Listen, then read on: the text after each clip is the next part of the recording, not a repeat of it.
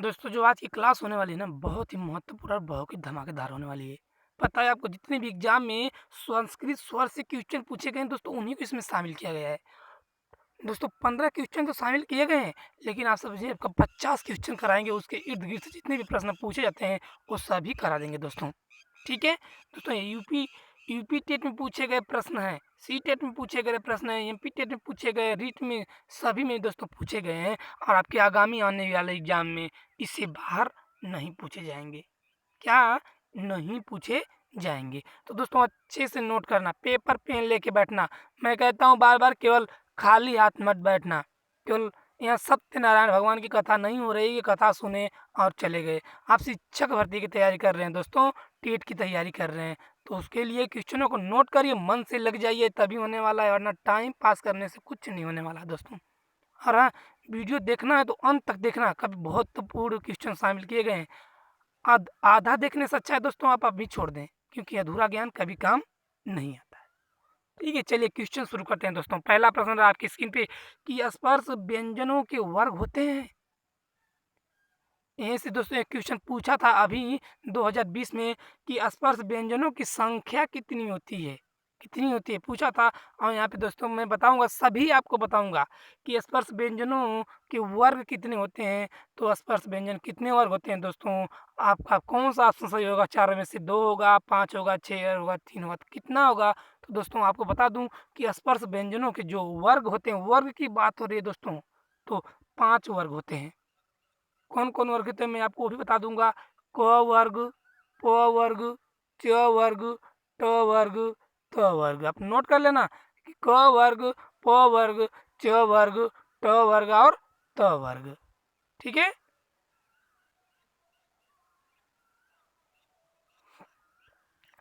और पूछ दिया एग्जाम में कि स्पर्श व्यंजन की संख्या कितनी होती है? तो दोस्तों आपका आंसर होना चाहिए कि स्पर्श व्यंजन की संख्या कितनी होती है? 25 होती है। इस बार एग्जाम 2020 में पूछा था। पूछते कि कहाँ से कहाँ तक होती है? तो क से म तक के व्यंजनों को स्पर्श व्यंजन कहते हैं। क्या कहते हैं? स्पर्श व्यंजन कहते हैं। तो भूलेंगे नहीं ना दोस्तों। पूछेगा स्पर्श व्यंजन के वर्ग कितने हैं? 5 वर्ग हैं। कितने हैं? 5 वर्ग हैं।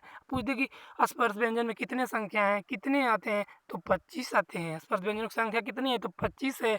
ठीक है? कौन-कौन कहाँ से कहाँ तक आते हैं? तो क से म तक के व्यंजन सभी स्पर्श व्यंजन के अंतर्गत आते हैं। चलिए दूसरा प्रश्न देखेंगे। दोस्तों उससे पहले आप देख रहे हैं अपने YouTube channel one line study point में। दोस्तों मैं आज़ाद चौहान आप सभी का तहे दिल से स्वागत करता हूं। दोस्तों चैनल पे नए हैं तो चैनल को सब्सक्राइब करिए और बेल आइकन को प्रेस करिए, ताकि जब भी मैं कोई नई वीडियो अपलोड करूं तो नोटिफिकेशन आपको मिल जाए। दोस्तों ये वीडियो ऑल टेट एग्जाम्स के लिए है। संस्कृत से दोस्तों ऐसे क्वेश्चन करा दूंगा दोस्तों, समझिए। अगर थोड़ी सी मेहनत कर देंगे तो 27-28 तो आप नॉर्मल लेके आएंगे प्यारे साथियों। ठीक है? चलिए प्रश्न देखेंगे दूसरा कि ग व्यंजन है। ग कौन सा व्यंजन है? ऑप्शन ए अंतस्थ व्यंजन है, ऑप्शन बी उष्ण व्यंजन है, ऑप्शन सी स्पर्श व्यंजन है और ऑप्शन डी संयुक्त व्यंजन है। तो ग कौन सा व्यंजन है दोस्तों? कौन सा व्यंजन है? आपने पढ़ा होगा कि ग कौन सा व्यंजन है। कौन सा है? अभी मैंने बताया कि स्पर्श व्यंजन क से म तक के और को स्पर्श व्यंजन कहते हैं। स्पर्श व्यंजन कितने होते हैं? मैंने बताया 25 होते हैं। तो ग किसके अंतर्गत आता है? स्पर्श व्यंजन के आता है, क्योंकि क से म तक के वर्णों को स्पर्श व्यंजन कहते हैं। अंतस्थ पूछ देगा। आपको मैंने बताया था कि सूत्र ऐसे एणो अंतस्था। क्या होता था? एणो अंतस्था य व र ल। क्या है? ये सभी अंतस्थ व्यंजन हो जाएँगे। नोट कर लेना, पूछ देगा एग्जाम में अंतस्थ व्यंजन कितने होते हैं? तो 4 होते हैं। कौन-कौन से होते हैं? यण प्रत्याहार के अंतर्गत आने वाले वर्ण अंतस्थ व्यंजन होते हैं। ये भी आप याद रखना दोस्तों कि यण एक प्रत्याहार है। जैसे सूत्र मैंने बताया ना, एणो अंतस्था, तो यण एक प्रत्याहार है। यण प्रत्याहार के अंतर्गत आने वाले सभी वर्ण अंतस्थ वर्ण होते हैं। कितने वर्ण आते हैं? तो 4 वर्ण आते हैं। कौन-कौन? य, व, र, ल। ठीक है? चलिए अब उष्ण व्यंजन पूछ दे आपसे कि उष्ण व्यंजन की संख्या कितनी होती है? तो उष्ण व्यंजन भी दोस्तों 4 होते हैं। नोट करते हुए चलना, कितनी होती है? उष्ण व्यंजन की संख्या 4 होती है। सूत्र लिख लेना दोस्तों, सल ऊष्माण। क्या? सल ऊष्माण। सल एक प्रत्याहार है। सल में कितने वर्ण आते हैं? तो 4 वर्ण आते हैं। कौन कौन आते हैं दोस्तों? नोट कर लेना।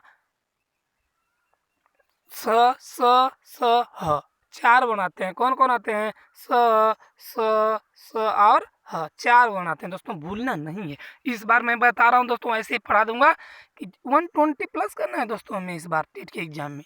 ठीक है, चलिए स्पर्श व्यंजन तो मैंने बताया ही, और संयुक्त व्यंजन या मिश्रित व्यंजन। दोस्तों संयुक्त व्यंजन को मिश्रित व्यंजन भी कहते हैं। संयुक्त व्यंजन कितने होते हैं? पूछ देगा एग्जाम में, संयुक्त व्यंजन कितने होते हैं? तो कितने होते हैं दोस्तों बताइए।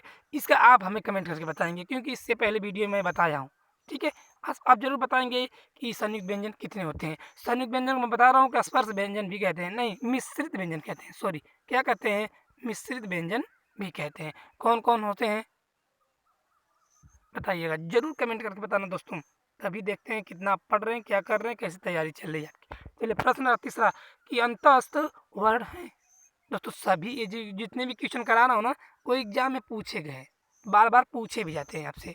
तो चलिए प्रश्न है कि अंतःस्थ वर्ण है। कौन से वर्ण अंतःस्थ वर्ण है? ऑप्शन ए स स स ह, ऑप्शन बी य र ल व, ऑप्शन सी क्षत्रिय ज्ञ, और ऑप्शन डी ग ख ग घ। कौन सा हो जाएंगे दोस्तों? तो दोस्तों आपका इसका सही आंसर पहले नोट कर लेना, उसके बाद मैं बताऊंगा। जब भी पूछते अंतस्थ वर्ण, तो मैंने बताया ना, एणो अंतस्था, एण प्रत्याहार, य र ल व। कौन? बी ऑप्शन सही हो जाएगा दोस्तों। ठीक है, अभी मैंने पूछ देगा कि ऊष्म व्यंजन कौन से हैं? ऊष्म व्यंजन या ऊष्म वर्ण कौन से हैं? तो स स ह ऊष्म वर्ण कहे जाते हैं या ऊष्म व्यंजन कहे जाते हैं। अच्छा, अभी मैंने पूछा आपसे कि संयुक्त व्यंजन किसे कहते हैं या मिश्रित मिश्रित व्यंजन किसे कहते हैं? तो दोस्तों क्षत्रिय त्रयज्ञ को क्या कहते हैं? संयुक्त व्यंजन या मिश्रित व्यंजन कहते हैं। ठीक है, ठीक है, और ये आपका हो जाएगा स्पर्श व्यंजन के आएगा अंतर्गत। ठीक है ना, तो अच्छे से पढ़ के चलना, अच्छे से क्वेश्चन को नोट करना। और पूछ दे अंतस्थ वर्ण कौन से हैं? तो य र ल व को अंतस्थ कहते हैं। ऊष्म वर्ण कौन से हैं? तो स स ह को ऊष्म वर्ण कहते हैं। संयुक्त या मिश्रित वर्ण कौन से हैं? तो क्षत्रिय ज्ञ को संयुक्त या मिश्रित वर्ण कहते हैं। ठीक है, चल अगला प्रश्न देखेंगे। चौथा प्रश्न बताना दोस्तों कि ऊष्म व्यंजन है। दोस्तों सभी क्वेश्चन पूछे गए हैं, प्रीवियस ईयर के पेपर उठा के देखना कि ऊष्म व्यंजन कौन से हैं। ऑप्शन ए य र ल व, ऑप्शन बी च छ ज झ ञ, ऑप्शन सी प फ ब भ म, और ऑप्शन डी स स स। तो ऊष्म व्यंजन मैंने बताया ना, ऊष्म व्यंजन कौन से हैं? सल ऊष्माण। क्या मैंने बताया? सल ऊष्माण। तो सल प्रत्याहार में जो भी वर्ण आते हैं, जो आते हैं, कौन कौन आते हैं? तो स स ह वर्ण आते हैं, हलंत रहेगा दोस्तों, सभी में हलंत रहेगा। तो स स ह आपके ऊष्म व्यंजन हो जाएंगे। अगला चलते हैं। कौन से स्वर ह्रस्व नहीं होते? दोस्तों कौन से स्वर ह्रस्व नहीं होते हैं? ऑप्शन ई उ ली री, ऑप्शन बी री ली, ऑप्शन सी ए ओ ऐ औ, और ऑप्शन डी अंग अ। तो दोस्तों इन चारों में से कौन सा स्वर ह्रस्व नहीं होता है? तो कौन सा नहीं होता है? तो दोस्तों आपका ए सी ऑप्शन सही हो जाएगा। ए ओ ऐ औ का ह्रस्व नहीं होता है। याद रखना, बहुत बार पूछता है एग्जाम में, वेरी वेरी मोस्ट इंपॉर्टेंट करा रहा हूँ दोस्तों। ठीक है, जितने भी मेरे भाई बहन शिक्षक भर्ती की तैयारी कर रहे हैं, इस बार 120 प्लस करना है प्यारे साथियों। फाड़ के रख देना है एग्जाम में, अच्छे नंबर से धुआं धुआं करके आना है। ठीक है ना, जब भी पूछे कि कौन सा स्वर ह्रस्व नहीं होते हैं, तो ए ओ ऐ औ ह्रस्व नहीं होते हैं। पूछ देगा री लिरी के कितने भेद होते हैं? तो री लिरी के 30 भेद होते हैं। मैं बार बार बता रहा हूँ, कल भी बताया था। और पूछ दे अंग अह क्या है? तो दोस्तों अंग अनुस्वार है और अह विसर्ग है। ठीक है, अगला चलेंगे। छठवां प्रश्न आपकी स्क्रीन पर है दोस्तों। चलिए, निम्न में कौन सा स्वर नहीं है? निम्न में कौन सा स्वर नहीं है? ऑप्शन ए अ, ऑप्शन बी ई, ऑप्शन सी री, और ऑप्शन डी ल। तो कौन सा स्वर नहीं है? आपको पता होना चाहिए दोस्तों कि स्वर नहीं की बात की जा रही है। इजी इजी क्वेश्चन आप कहीं गलत करके चले आते हैं दोस्तों। तो आपका पता पता होना चाहिए कि अ भी स्वर है, ई भी स्वर है और री भी स्वर है। ल जो है वो स्वर न है, व्यंजन है। तो इसका सही आंसर क्या हो जाएगा? डी सही हो जाएगा, क्योंकि स्वर नहीं है। पता है 3 आपका स्वर है, ल आपका व्यंजन है। ठीक है ना। चलिए अगला प्रश्न देखेंगे।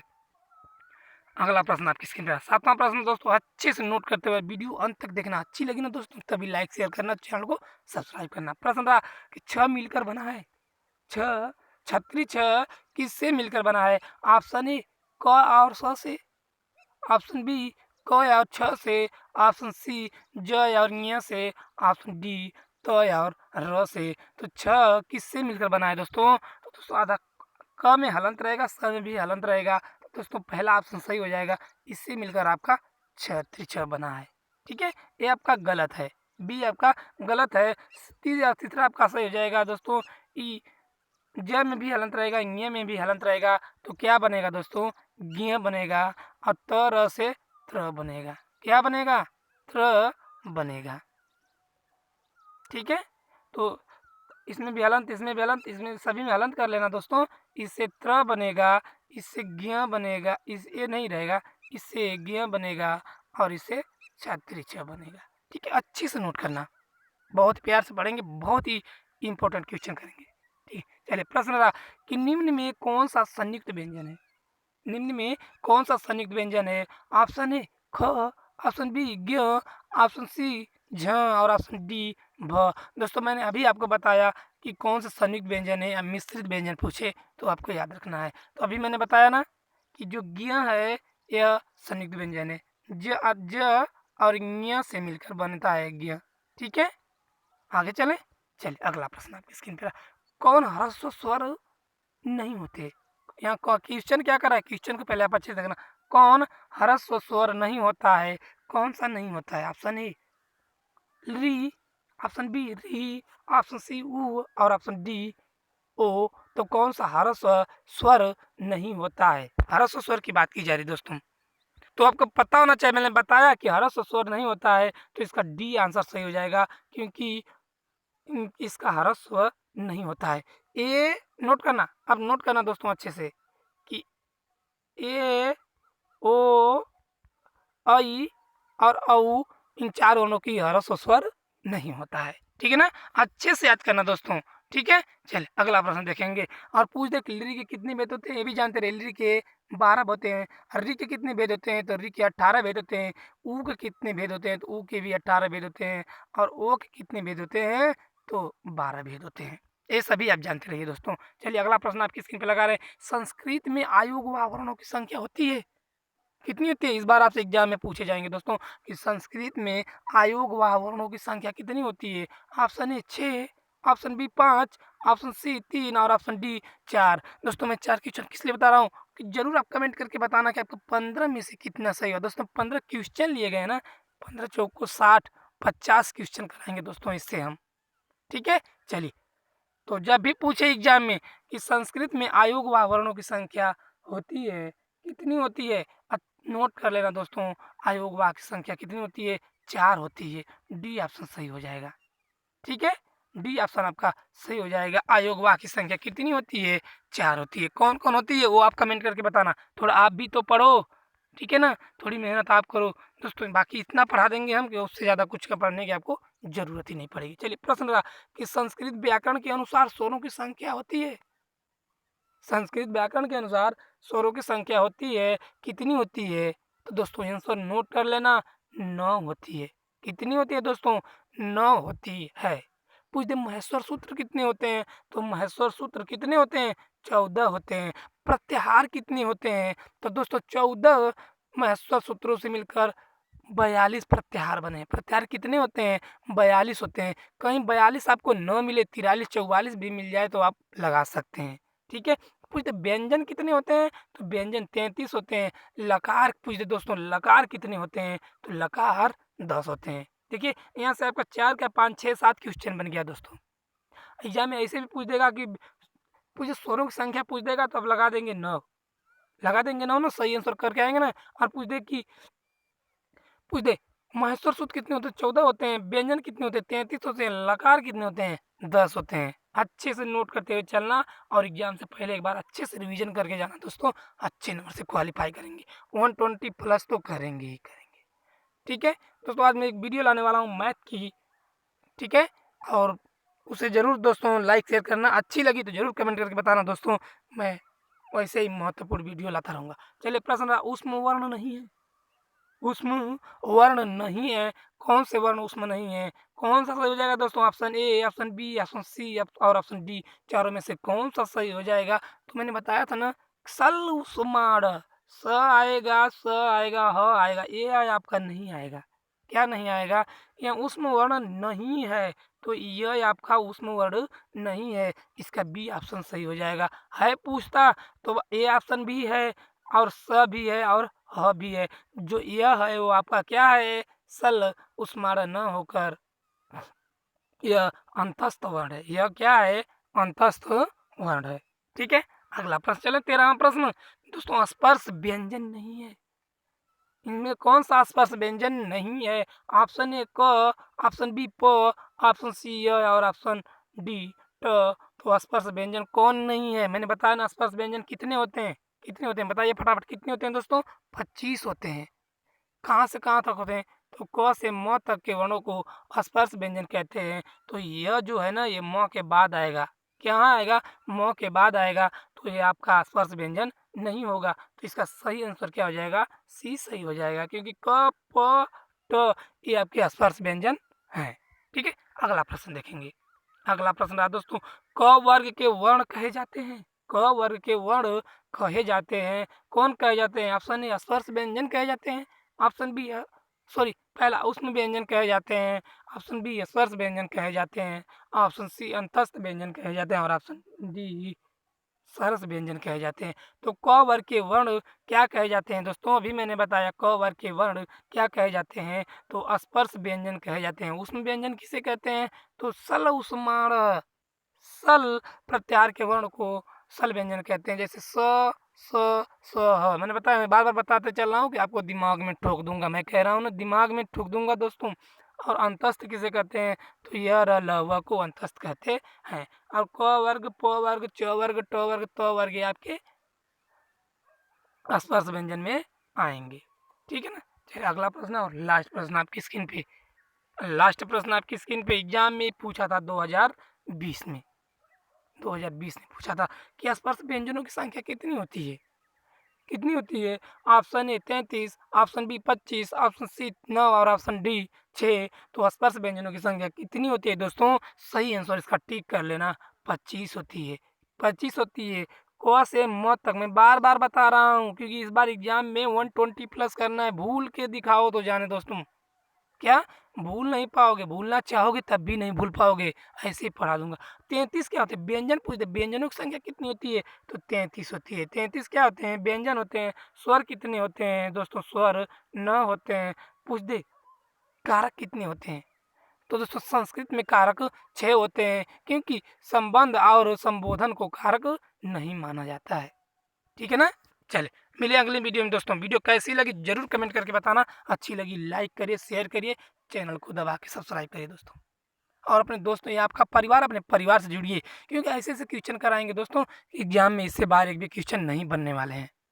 जितने भी मेरे भाई बहन शिक्षक भर्ती की तैयारी कर रहे हैं ना, मैं कह रहा हूँ, वादा कह रहा हूँ, गारंटी कह रहा हूँ, जितना पढ़ाएं उतना पढ़ेंगे तो 120 प्लस कोई रोक भी नहीं सकता है दोस्तों। इस बार की एग्जाम में आने वाले में ना फाड़ के रख देंगे, 120 को पार करके रख देंगे। बस आप अच्छे से मेहनत करिए, थोड़ी अच्छी से तैयारी करिए, कोई रोकने वाला नहीं है। ठीक है ना। मिलेंगे अगली वीडियो में, ऐसे ही ज़बरदस्त लेके आऊँगा। जय हिंद, वंदे मातरम।